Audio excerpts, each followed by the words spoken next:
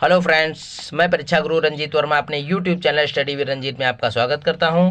Friends, आज के video में मैंने राम नरेश त्रिपाठी द्वारा रचित स्वदेश प्रेम शीर्षक से एक पद्यांश उठाया है जो कि परीक्षा के दृष्टि से बहुत ही इंपॉर्टेंट है। तो बच्चों, इस वीडियो में लास्ट तक आपको बने रहना है और लास्ट में कमेंट्स के जरिए ज़रूर बताना है कि हमारा वीडियो आपको कैसा लगा। तो बच्चों, वीडियो स्टार्ट करने से पहले यदि अभी तक आपने हमारे चैनल को सब्सक्राइब नहीं किया तो सब्सक्राइब कर लीजिए तथा बेल आइकन दबाना ना भूलें और वीडियो को लाइक जरूर कर दें। तो बच्चों, यहाँ हम आपको बताते हैं, देखिए लिखा हुआ है। तो प्यारे बच्चों, यह हमारा जो वीडियो है परीक्षा की दृष्टि से बहुत ही महत्वपूर्ण है। तो अब देखते हैं बच्चों हम आपको कि पद्यांश हमारा क्या है कि सच्चा प्रेम वही है जिसकी तृप्ति आत्मबल पर हो निर्भर, त्याग बिना निष्प्राण प्रेम है, करो प्रेम पर प्राण निछावर। देश प्रेम वह पुण्य क्षेत्र है, अमल असीम त्याग से विलसित, आत्म के विकास से जिसमें मनुष्यता होती है विकसित। देखिए ये पद्यांश जो कि बहुत ही अच्छा पद्यांश है, राम नरेश त्रिपाठी जी ने बहुत ही मार्मिक तरीके से लोगों को उनकी मानवता का संदेश दिया है कि सच्चा प्रेम वही है जिसकी। अब देखिए, सबसे पहले इसको लिखने का तरीका बच्चों आपको आना चाहिए। तरीका क्या है कि सबसे पहले हम पद्यांश का पहला शब्द काले पेन या स्केच से लिखेंगे कि सच्चा प्रेम, फिर डॉट डॉट लगाते चले जाएंगे और पद्यांश का सबसे लास्ट शब्द लिख देंगे है विकसित। ठीक, इस तरह से हमको ये पूरा क्लियर हो जाएगा कि यहाँ से लेकर के इस पंक्ति से इस पंक्ति तक इस पद्यांश का अर्थ लिखना है।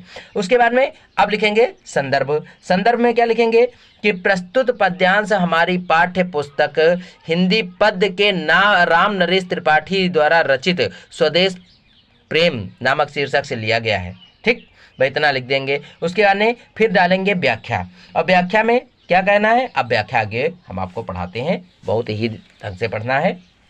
देखिए, सच्चा प्रेम वही है जिसकी, देखिए बच्चों यहाँ पर क्या कहा गया कि सच्चा प्रेम वही है जिसकी तृप्ति आत्मबल पर हो निर्भर।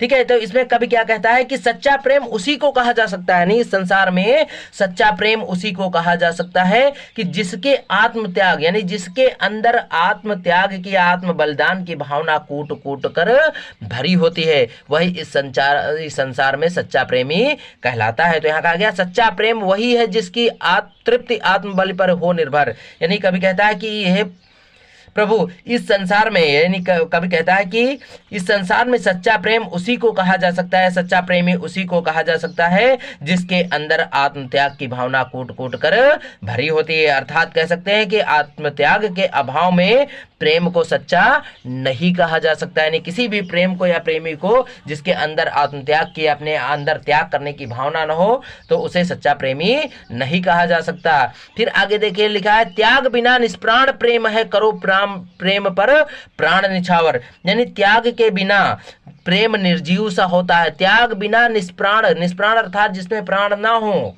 निर्जीव। तो त्याग के बगैर जिस संसार में प्राण जो होता है वो निर्जीव के समान होता है। करो प्रेम पर प्राण निछावर, इसलिए सच्चा प्रेमी वही है जो प्रेम के लिए अपने प्राणों को, यानी कह सकते हैं जो प्रेम के लिए अपने प्राणों को हंसते हंसते न्यौछावर कर दे। देश प्रेम वह पुण्य क्षेत्र है, अमल असीम त्याग से विलसित, यानी देश प्रेम। तो यहाँ पर बच्चों आगे देखिए, कभी कहता है कि देश प्रेम एक ऐसा पवित्र क्षेत्र है, देश प्रेम वह पुण्य क्षेत्र, यानी देश प्रेम एक ऐसा पवित्र क्षेत्र है जो निर्मल निष्कलंक और त्याग जैसे गुणों को सिखाता है। लिखा है ना, अमल असीम त्याग से विलसित, यानी जो निर्मल निष्कलंक और त्याग जैसे गुणों से खिलता है और जिसकी कोई सीमा नहीं होती है। आत्मा के विकास से जिसमें मनुष्यता होती है विलसित, यानी उसमें देश प्रेम की पवित्र भावना वही होती है जिसमें आत्मा और मनुष्यता के लिए विकास आवश्यक होता है, यानी आत्मा के विकास के लिए जिसमें मनुष्यता आवश्यक होती है, या आत्मा के विकास के लिए जिसमें मनुष्यता का विकास हो, अर्थात जो अपने प्रेम के लिए, अपने देश के लिए प्रेम की भावना रखे, वही सच्चा देश प्रेमी कहलाता है। तो बच्चों यहाँ पर बताया गया कि है सच्चा प्रेम वही, यानी सच्चा प्रेम वही है जिसकी तृप्ति आत्मबल, यानी जो आत्मत्याग की भावना जिसके अंदर कूट कूट कर भरी होती है, वही हमारा सच्चा प्रेमी कहलाता है। तो बच्चों, हमारा वीडियो यहीं पर समाप्त होता है और अपने अगले वीडियो में अगले पद्यांश के साथ पुनः उपस्थित होंगे। धन्यवाद।